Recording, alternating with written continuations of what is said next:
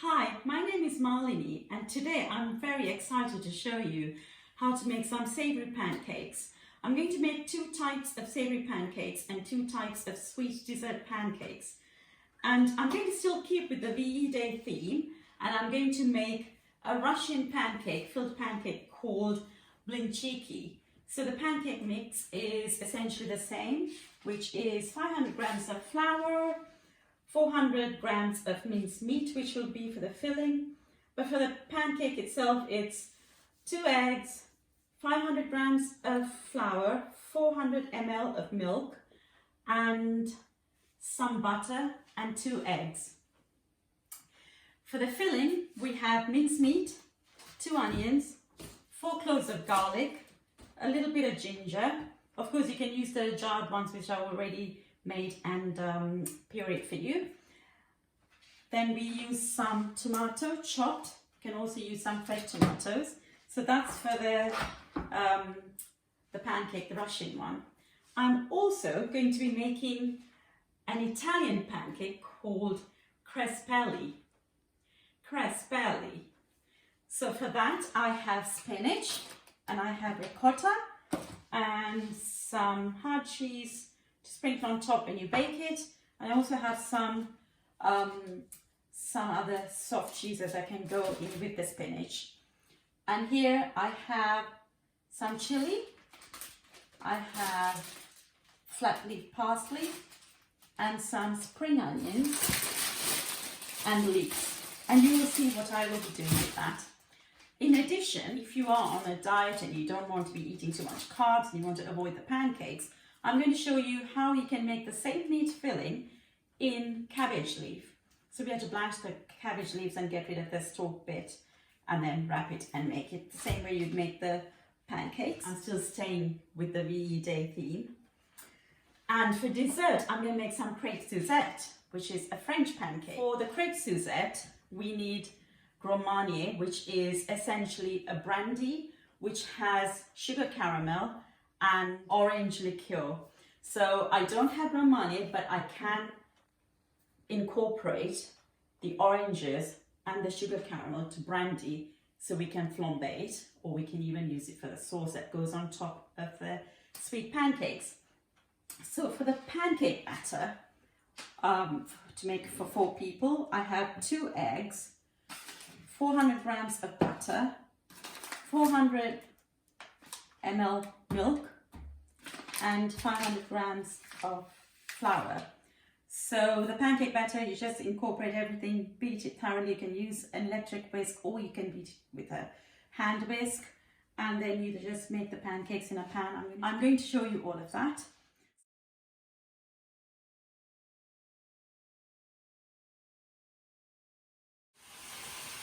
So I've got the beef cooking here, to which I'm going to add the onions and some leeks. Once it's cooked for about 10 minutes, I will add the tomatoes. But for the time being, I will leave that out. And here I have the 750 grams of meat. So I have just under a tablespoon of salt. There.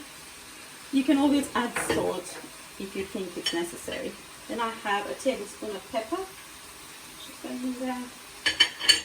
I do have the garlic cloves, but I also have garlic powder, just to make your life easy. You can just get the powdered stuff, which you can buy in a jar like that. For the onions as well, you could add the powdered onion, and for the ginger as well, you can use the ground ginger. So I'm going to close this. So I'm going to cover this and let it cook for 10 minutes. And in this pan, I have the spinach, which is cooking away. It looks like a lot, but it does shrink when cooking. And also, to draw the water out, just put a teaspoon of sugar, add a teaspoon of salt, and cover and let it cook. When it shrinks, and if you do find a little bit of water at the bottom of the pan, don't be frightened. You can just throw the water away to make it cook a bit quicker. So the beef here has been cooking now for about 20 minutes. To that I shall add the tomatoes, the chopped tomato, the tinned tomato. Mix it and let it cook for a further 10 minutes until the tomatoes are soft and any liquid in there has all evaporated. The spinach has been cooking away, the water is all evaporated. 250 grams of ricotta goes in there now. And I shall also add the 4 cloves of garlic and a tablespoon of butter, but I will add the rest of the spring onions in there. And that will cook for a further 2 minutes. The beef has been cooking for a further 20 minutes and this is what it looks like. So this is just the right consistency to fill the pancakes, so all the water, all the liquids have evaporated and it's cooked. I did check for salt halfway through cooking. And just a small trick, anytime you use tomato in your cooking, it is good to sprinkle just, in this case I'm going to put a teaspoon of sugar just to cut the acidity of the tomato. It will also take the flavour to a different level. And so that's done. So I'm going to turn off the heat and I'll show you what the spinach looks like. Spinach is like that. Again, all the liquids evaporated. Just to add the cheese factor to it, I'm using a salad cheese and it's a crumbly cheese. You don't have to cook this. So I will just put that in there and break it up with a fork and mix it. And that's ready now to go in the pancake. Time to make the pancake batter. So I have 300 grams of flour in this bowl. To that I shall add 500 ml of milk, 2 eggs, 2 tablespoons of butter and a pinch of salt. In it all goes and then I will whisk with the electric whisk. It's much quicker, a bit noisy but much quicker. The butter was at room temperature, pinch of salt and 2 eggs. So over there in the pan I have the same batter mixture. The only difference is because it's the sweet pancakes for the dessert, I've added 150 grams of sugar to it. It's going to be a bit noisy. So I've got the 2 pans on the hob, they're reasonably warm. And I also have the 2 pancake batters. This is sweet pancake batter and this is savoury pancake batter. I have 2 plates ready. I'm going to start making the batter. I better remember which one is which.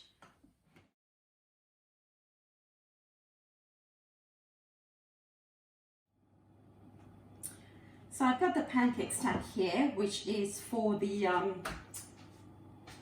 crespelli, which is an Italian pancake, which I'm filling with ricotta and spinach. And this is how I'm doing it. So take a spoonful, put it at the base of the pancake, put it on, and you put it like so. Same with the beef filling. It's a spoonful, put it here, start wrapping it, fold the 2 edges, and then roll it on, and it sits in here. So you lay the meat for the blinciki at the base of the pancake, fold the 2 sides, roll it, and it goes in the pan. I'm arranging these into Pancakes dishes which can go in the oven for baking. You bake for about 10 minutes at 180 degrees Celsius. Last but not least, the final crespelli going here. So take the ricotta and spinach mixture, base of the pancake, fold the 2 edges, roll it on. Don't worry if it breaks. You can fold it on the inside. Finally, I'm just going to put them in the oven. So before I do that, for the one with the ricotta and spinach filling, I'm using some Philadelphia cheese. And with the rubber spatula. I'm just applying it to the top just to give it a lovely creamy texture once it's cooked.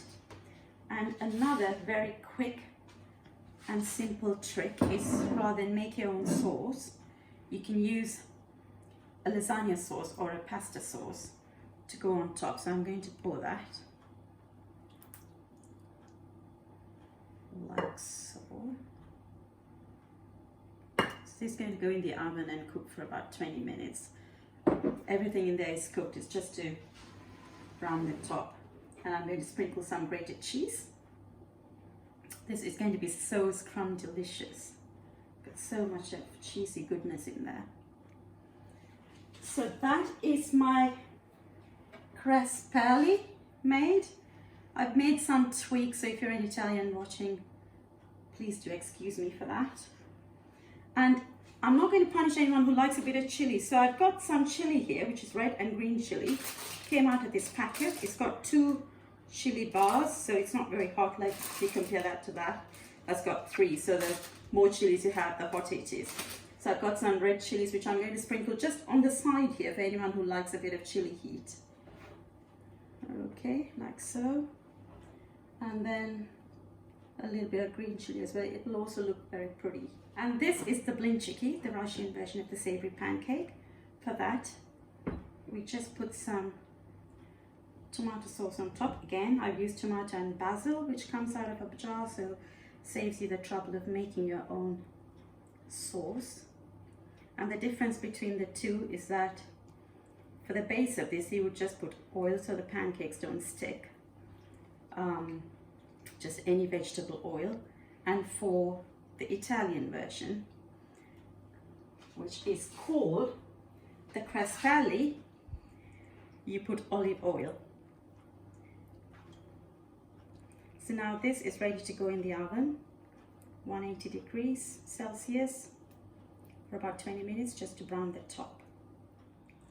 Going in the oven for 20 minutes at 180 degrees C.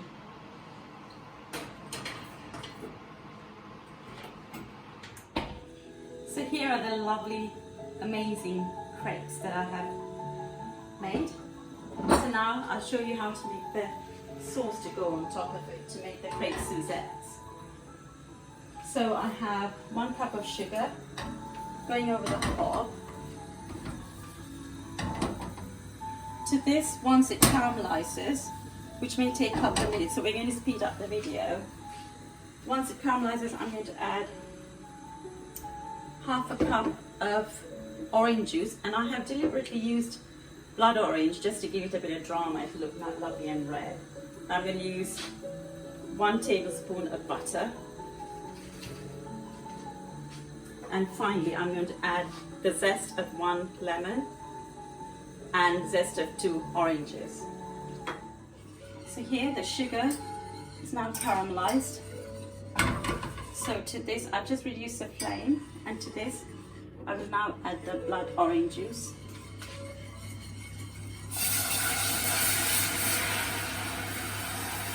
It will initially do that, but don't worry, it'll come back to all melting. And then the butter.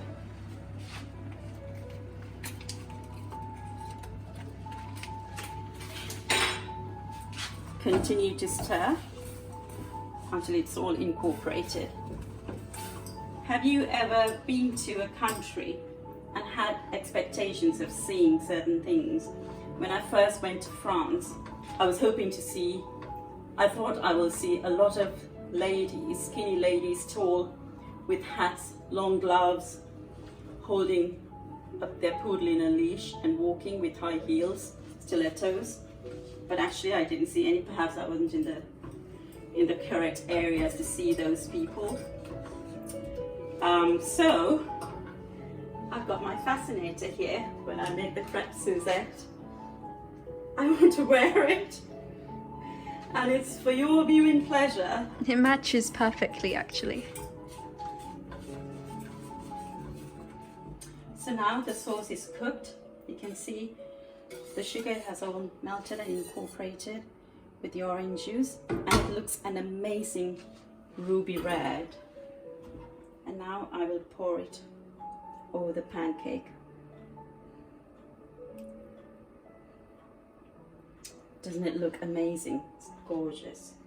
Sometimes you can also cook it on the hob, but that'll just make the pancake soggy, whereas here it has the crispy edges and luscious. Now the next time, now very shortly we're going to turn the lights off to flambe the pancakes. We sprinkle the orange zest and the lemon zest together on top. Here we are, ready to flambe. So I put some brandy in a ladle, and you warm the brandy until it's reasonably warm, and then there, and you pour it onto the pancake. Wow. And you'll see it even better if I turn the light off.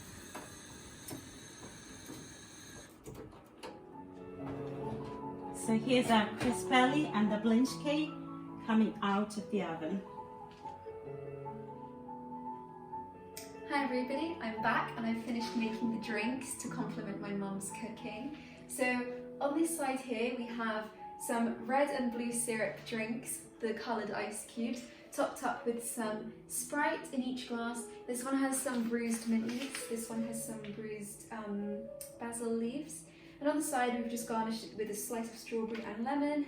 And on the other end here we have a pineapple juice topped up with a red syrup ice cube, some black currants and a slice of blood orange. And back here we just have some simple pomegranate juice accompanied by a slice of blood orange. So these drinks will accompany my mum's food really well and really complement the flavours. So these ones with more citric notes in from the lemon. These ones will really contrast the cheesy goodness in her crespelle. And these other two I think will really accompany the blanchiki really well because of the fruit flavours in. So yeah, it's going to be delicious. So this is how you would serve your blinchki, one of each.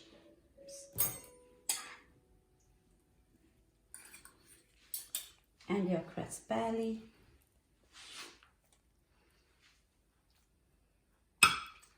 Let me try cut opening it. It's got all the lovely meaty goodness there. And here you have all the spinach and ricotta goodness.